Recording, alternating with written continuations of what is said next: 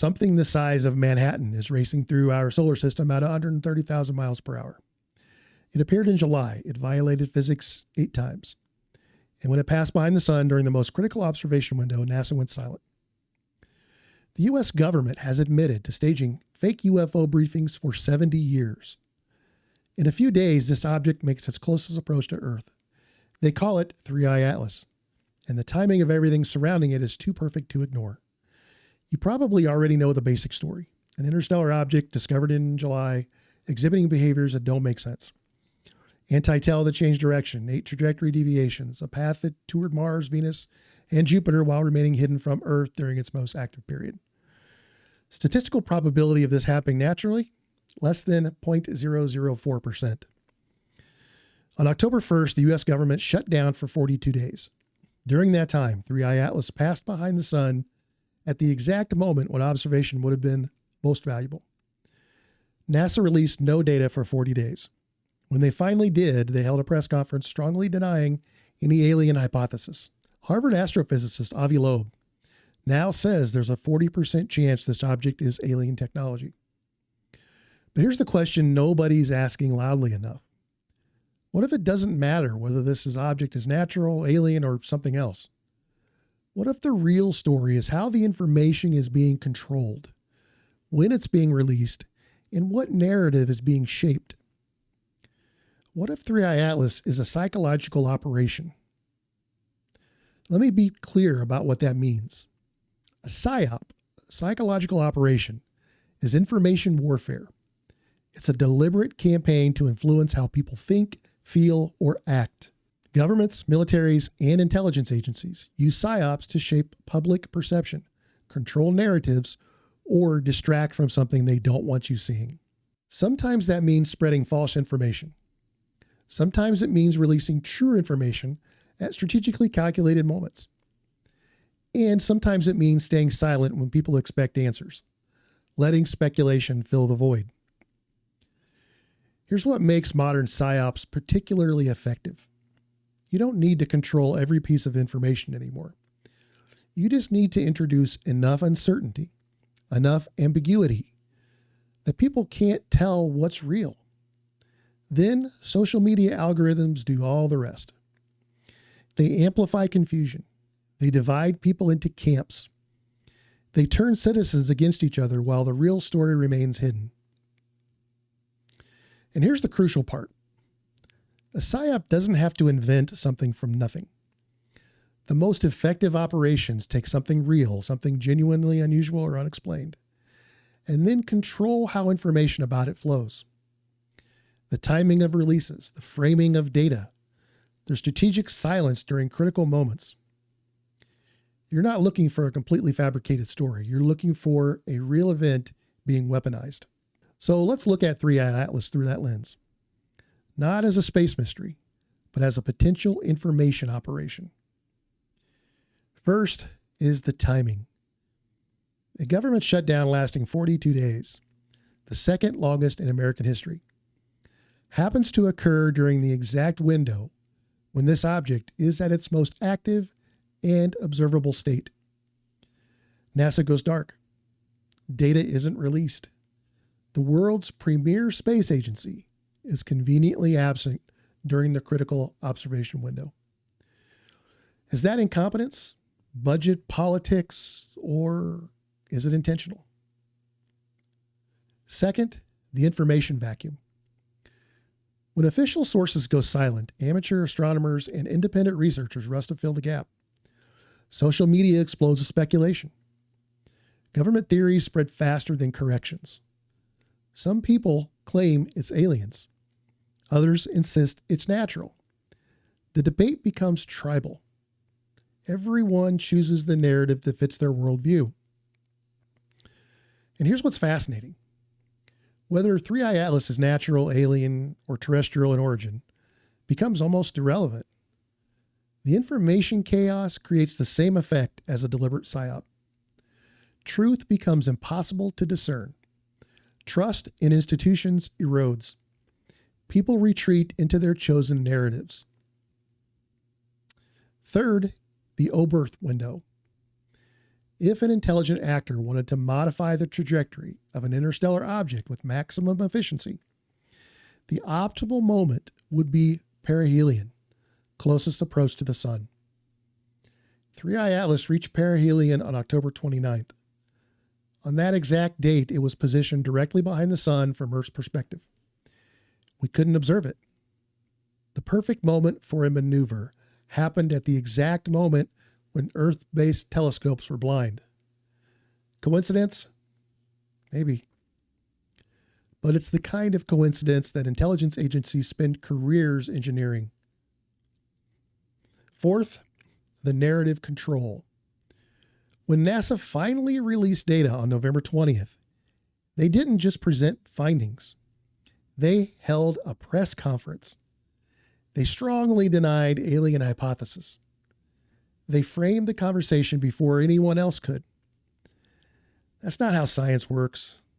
Science presents data and lets peers evaluate it. Press conferences denying specific interpretations before full peer review? That's public relations. That's narrative management.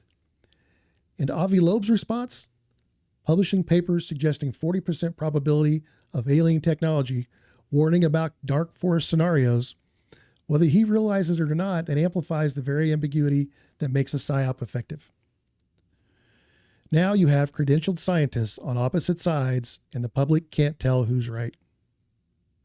Perfect information chaos. Now, let me tell you why this matters. Why the psyop possibility isn't paranoia. In 1977, the CIA published their own internal history and admitted they had systemically lied to the American public about UFO sightings for decades. This is real.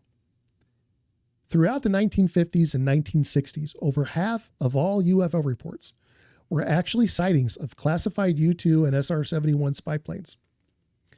The Air Force deliberately created false cover stories. They attributed these sightings to atmospheric phenomenon, to weather balloons, to temperature inversions. Anything but the truth. The CIA's own historian wrote that this deception added fuel to conspiracy theories and the cover-up controversy. They knew they were lying. They knew it would create conspiracy theories. They did it anyways because protecting classified programs was more important than being honest with the public. For years, people who said the government is lying about UFOs were dismissed as paranoid cranks. Turns out they were right. In June 2025, 1 month before 3I Atlas was discovered, the Wall Street Journal exposed something almost too bizarre to believe. For decades, the Air Force conducted a practice called Yankee Blue. Hundreds of military personnel were deliberately misled into believing extraterrestrials exist and that a reverse engineering program was underway. Officers were shown staged photographs of flying saucers. They were sworn to secrecy under the threat of jail time or execution. They were told they were being briefed on classified alien technology. It was all fake, a hazing ritual. The practice dated back to at least the 1950s. Some officers carried these stories into retirement. They repeated them during official investigations. They genuinely believed they'd been read into an alien program. The Secretary of Defense finally ordered it stopped in 2023, calling it a form of hazing. But think about the implications. For 70 years, the military was actively involved, creating false UFO witnesses, planting false memories, manufacturing alien mythology from within the system itself. How many whistleblowers were actually victims of Yankee Blue? How many congressional testimonies were contaminated by this program? We don't know. And that's the point. During the 1980s, the Air Force was developing stealth aircraft near Area 51. Military officers deliberately spread stories to local civilians. They distributed doctored photographs of flying saucers. The Wall Street Journal reported that military leaders were worried the programs might get exposed if locals glimpsed a test flight. Better to let people think it's aliens than risk exposure of a classified program. It wasn't accidental. This was policy. So, when I look at 3i Atlas, I see a pattern. I see a genuinely unusual object. Maybe natural, maybe not. Arriving at a moment when information and control is at its peak effectiveness. I see a government shutdown that creates the perfect information vacuum.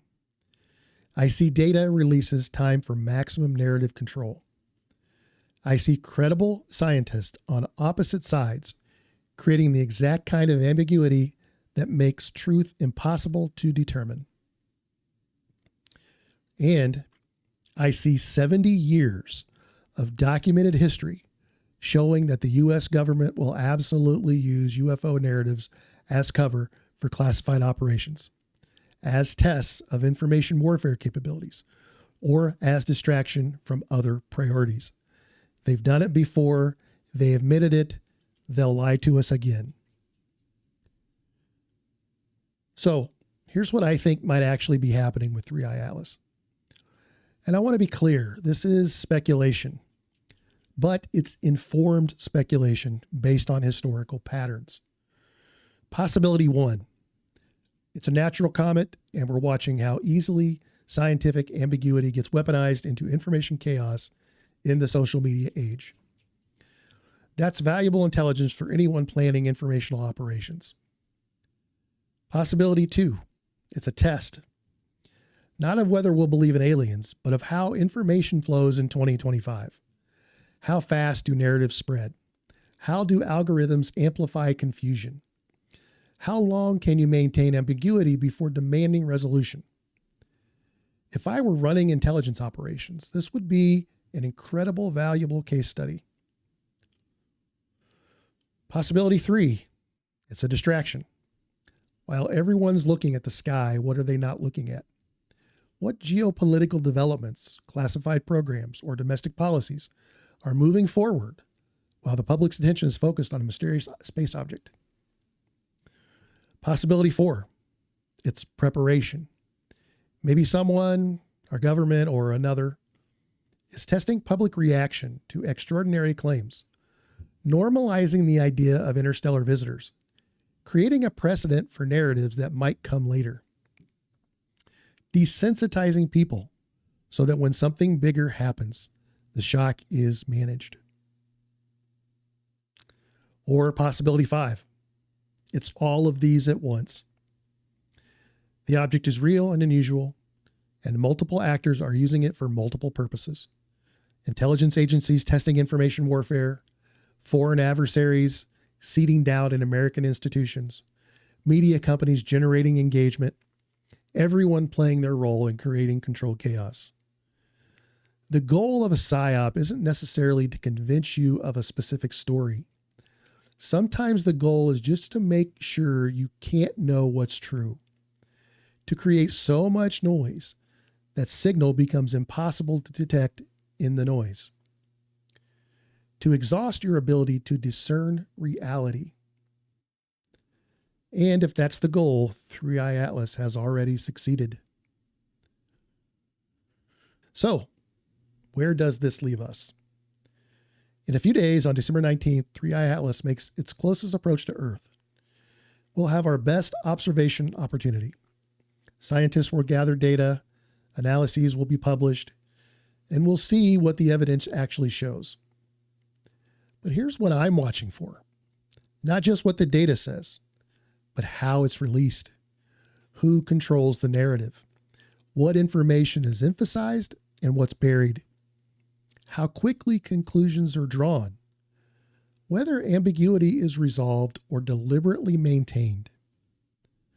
Because whether 3i Atlas is a comet, an alien probe, or something else entirely, it's already demonstrated something crucial.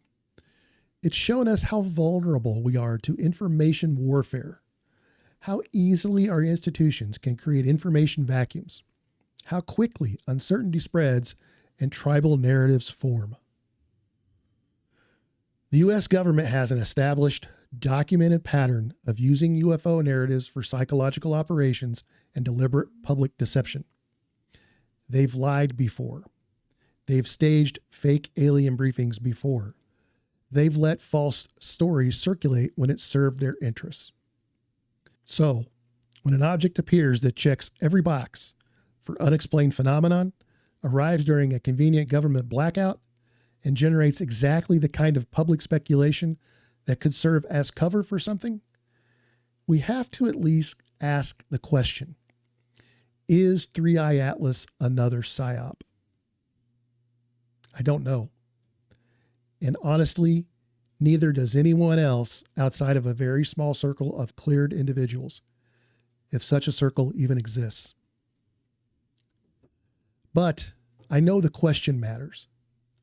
Because in an age of information warfare, asking how narratives are constructed and controlled might be more important than asking whether a specific object is natural or artificial. The real Psyop isn't about aliens. It's about making us question everything to the point where we can't trust anything. And recognizing that, that's the first step toward not being manipulated. But that's just what I think. I want to know what you think. Drop a comment below, please. And if the idea of screwing with YouTube's algorithm intrigues you, please like and subscribe. It's free for you, and it means the world to us, and we honestly do appreciate you. Be sure to check out all the links below for other cool stuff too. And remember, always keep an open mind, but not so open your brains fall out, and don't be deceived. Thanks for watching, and I'll see you soon.